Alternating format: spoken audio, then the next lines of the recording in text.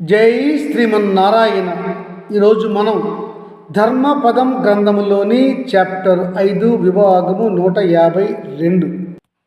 పురుషునికి 12 రకాల పుత్రులు ఉంటారు అని విన్నాను తాత, వారి గురించి నాకు వివరంగా చెప్పరా అని అడిగాడు ధర్మరాజు పండిత భీష్మాచార్యుల వారిని.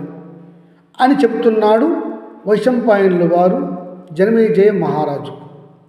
జనమేజయ మహారాజా ధర్మరాజు అడిగిన ఈ ప్రశ్నకు సమాధానం చెప్తున్నాడు భీష్మాచార్య పండితుల వారు. చెబుతాను వినండి అన్నాడు. ధర్మరాజా, నీవు అడిగిన ప్రశ్న వాస్తవమే, అది ఇలాలో ఉన్నదే. ఒకనికి తన జ్యేష్ఠ భార్య అంటే ధర్మపత్ని, ధర్మంగా వివాహమైనటువంటి భార్యకు కలిగిన జ్యేష్ఠ కుమారుడే వారసుడు. మిగిలిన వారి అందరిలోనూ అతడే ఉత్తముడు. అతనికి ఒకవేళ పురుషునికి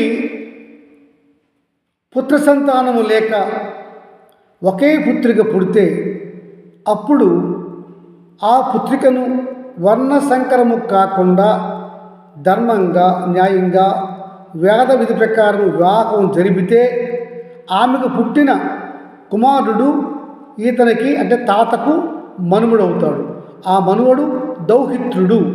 ఆ దౌహిత్రుడిని ఆ తాత దత్తత తీసుకునవచ్చును, అతడిని వారసుడిగా గుర్తించవచ్చును. ఈ రెండవ రకం కుమారుడు దౌహిత్రుడు.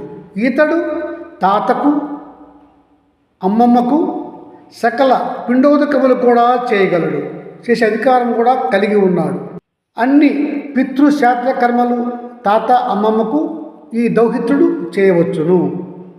ఇతడు రెండవ వాడు. ధర్మరాజా, మూడవ రకం కుమారుడు గురించి చెప్తాను. ఇది నియోగ పద్ధతి. అందరూ ఇది ద్వాపర యుగంలో ఉన్న ధర్మం. ఒకనికి తన భార్య వల్ల సంతానం కలగలేదు. ఇందులో అతని లోపం ఉండి ఉండవచ్చు. అందువల్ల అతని భార్య ఇష్టపడితే ఆమెను ఒక ఉత్తముడి వద్దకు పంపించి పుత్ర సంతానం కనమని చెప్పవచ్చును. ఆమె యొక్క అంగీకారము కావాలి. ఆ విధంగా నియోగ పద్ధతిలో కుమారుని కరుట కూడా ధర్మబద్ధమే. అయితే ధర్మరాజా, నియోగ పద్ధతిలో తన భార్య ఇతరుల వద్ద చేరి అతని వల్ల సంతానం కలిగినప్పుడు 7 షరతులు విధించింది శాస్త్రము. ఒకటి, తన భర్త ఆదేశం ప్రకారం పరపురుషుడితో సుఖము ఆశించకుండా సంపర్కము పొంది సంతానము పొందవచ్చును. 2, ఈ సమ్మేళనము, ఈ స్త్రీ పురుష సమ్మేళనము ఒక పురుషుడు ఒక స్త్రీతో కలుచుట అనేది పుత్ర లేదా పుత్రిక సంతానార్థం మాత్రమే. ఇందు కామవాంఛకు తావు ఉండరాదు. ఇలా నియోగ పద్ధతిలో తన భర్త అనుమతి పొంది పరపురుషుడితో సంతానాన్ని కంటే ఆ పుట్టే బిడ్డ మాత్రము ఆ స్త్రీకి వివాహమైనటువంటి భర్తకే చెందుతుంది, అతనికే జన్మించినట్లు లెక్క వేసుకోవాలి. 4వ నిబంధన, ఈ స్త్రీకి వీర్యాన్ని ఇచ్చిన పరపురుషుడు పుట్టే బిడ్డకు తండ్రి హోదా కోరరాదు, కోరినా చెల్లుబాటు కాదు. 5వ నిబంధన, ఇలా పరపురుషునితో సంతానము కనే ఈ వీలు ఆ స్త్రీకి ఆమె భర్త అనుమతితో 3 సార్లు మాత్రమే ప్రయత్నించాలి. 3 సార్లలో ఆమెకి సంతానం కలగకపోతే అక్కడితో ఆపివేయాలి. 6వ నిబంధన, ఈ నియోగ పద్ధతిలో సంగమించే స్త్రీ పరపురుషుడు ఇది ఒక దైవ కార్యం, పవిత్ర కార్యం చేస్తున్నాం అనే ఆలోచనతోనే ఉండాలి.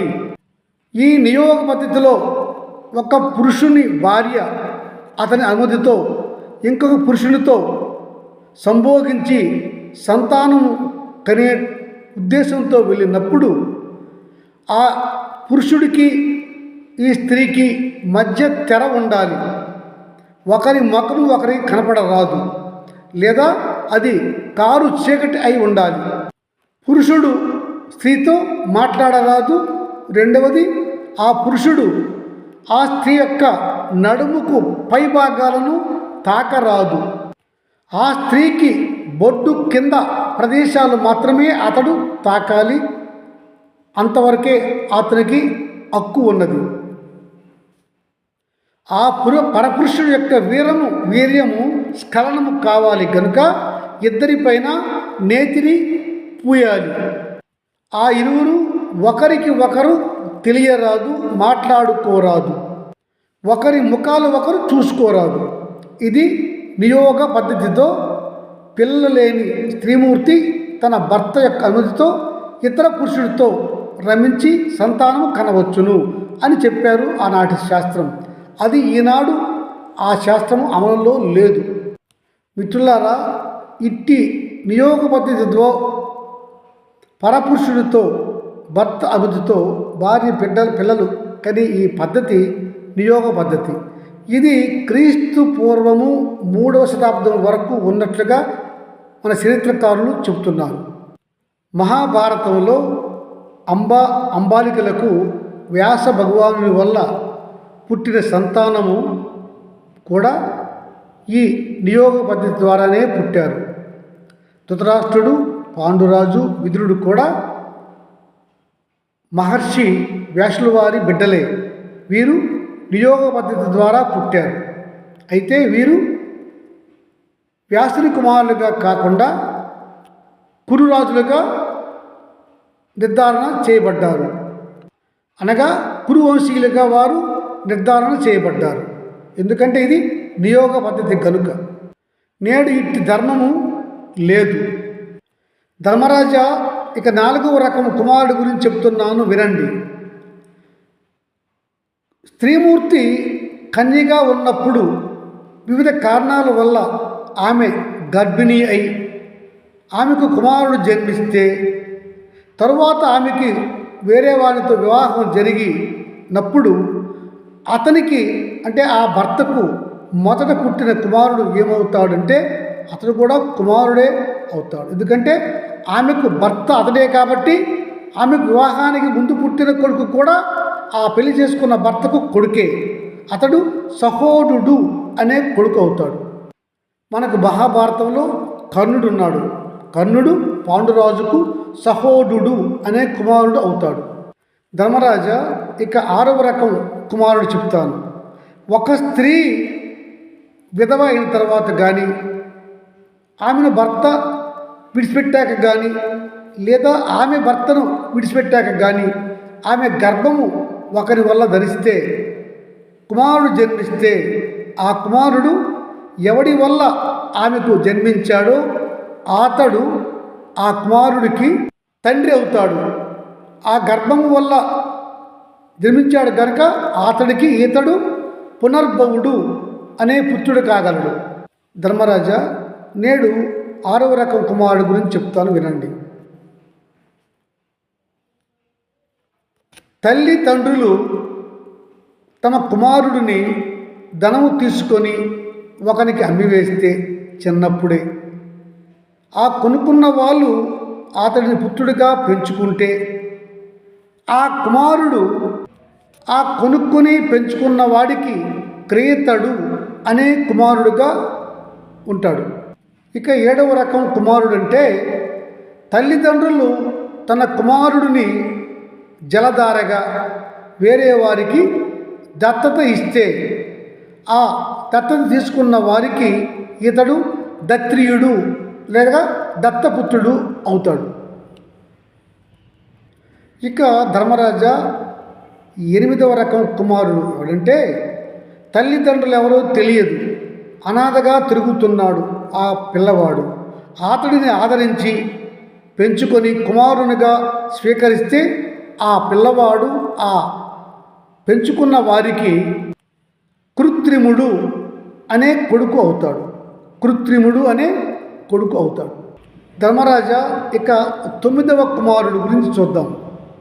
ఒక స్త్రీకి వివాహం ముందు కానీ వివాహం తరువాత కానీ తన శాస్త్రరీత్యా వివాహం ఆడిన భర్తతో కాకుండా వేరే వానితో కుమారుడిని కంటే ఆ కుమారుడు తాను కట్టుకున్న భర్త అంటే వివాహం చేసుకున్న భర్తకే కుమారుడు అవుతాడు. అతడు గూఢజుడు అనే కుమారుడిగా ఆ భర్తకు చెందుతాడు. ఇక 10వ కుమారుడు గురించి చెబుతున్నాను ధర్మరాజా. తల్లిదండ్రులు కని ఆ కుమారుడిని గాలికి వదిలేస్తే అతడిని చేరదీసి పెంచి పెద్ద చేసిన వాళ్ళు పుత్రునిగా స్వీకరిస్తే అతడిని స్వీకరించిన వారికి అతడు అపవిద్ధుడు అనే కుమారుడు కాగలడు. అపవిద్ధుడు అనే కుమారుడు. ధర్మరాజా ఇక 11వ కుమారుడు చెప్తున్నాను వినండి. ఒక కన్య వివాహానికి ముందే గర్భం దాల్చి వరుడికి చెప్పకుండా వివాహం చేసుకొని వివాహమైన తరువాత ఆమె ఇతరుడి వల్ల గర్భం వచ్చినందువల్ల ఆ కుమారుడిని ప్రసవిస్తే ఆ కుమారుడు వివాహం చేసుకున్న వానికే కుమారుడు అవుతాడు. ఎట్టి కుమారుడు? సహోదరుడు అనే కుమారుడు. అతనికి పుట్టకపోయినా కూడా అతని భార్య పుట్టాడు కాబట్టి అతడు కూడా అతని కుమారుడే. అతడు సహోదరుడు అనే కుమారుడు అవుతాడు అతనికి. ధర్మరాజా ఇంకా 12వ కుమారుడు, ఇది చివరి కుమారుడు అవుతాడు శాస్త్రంలో. ఇతడు తల్లిదండ్రులు లేరు, లేదా అనాథ, లేదా కన్నవరెవరో తెలియదు, లేదా అతడు తనకెవరూ లేరని తెలిసి తనకు తానే ఒకరికి కొడుకుగా దత్తత పోతాడు. అంటే ఆ పిల్లవాడు తనకు తానే ఒకరికి అర్పణ చేసుకుంటాడు కుమారుడిగా. అట్టివాడు క్రీతుడు అనే కుమారుడు అవుతాడు ఆ దత్తత చేసుకున్న వానికి. ఇలా ధర్మరాజా ధర్మంగా వివాహం చేసుకున్న జ్యేష్ఠ భార్యకు పుట్టిన ప్రథమ పుత్రుడే. ఇలా 12వ కుమారుడైనటువంటి క్రీతుడు అనేవాడు కూడా పుత్రుడే. కానీ అన్నిటిలోనికి ఉన్నప్పుడు మాత్రము సధర్మచారికి పుట్టిన కుమారుడే అన్నింటికీ అర్హుడు. లేనప్పుడు మిగతా ఈ 11 మంది వస్తారు. తల్లిదండ్రులకు వివాహంలో ప్రథమంగా ఉన్న భార్యకు పుట్టిన జ్యేష్ఠ కుమారుడే అన్ని పిండ కార్యక్రమాలు పితృదేవతలు చేయాలి. అతడు లేకపోతే రెండవ వాడు 3, 4, 5, 6, 7, 8, 9, 10, 11, 12 వాడు కూడా చేయవచ్చును. అయితే అందరిలోనికి ఔరసపుత్రుడు అంటే తన మొదటి భార్యకు మొదటగా పుట్టిన కుమారుడే ఔరసపుత్రుడు. అతడే ఉత్తముడు. ఆ తరువాత ఆ మొదటి భార్యకు అతనికి పుట్టినటువంటి ఇతర కుమారులు కూడా ఔరసపుత్రులే. అంటే మొదటి భార్యకి పుట్టిన జ్యేష్ఠ కొడుకు ఎంతో ఇతర కొడుకులు కూడా అంతే. అందరూ ఔరసపుత్రులే అని భావించాలి. అయితే తల్లిదండ్రులకు శ్రాద్ధకర్మలు చేయడానికి కానీ పితృకర్మలు చేయడానికి కానీ మొదటిగా పెద్ద కుమారుడే చేయాలి. అతనికి ఆసక్తి లేకపోయినా వేరే కారణాలు ఉన్నా అతని తర్వాత ఉన్నవారు ఎవరైనా ఆ కర్మలు చేయవచ్చును.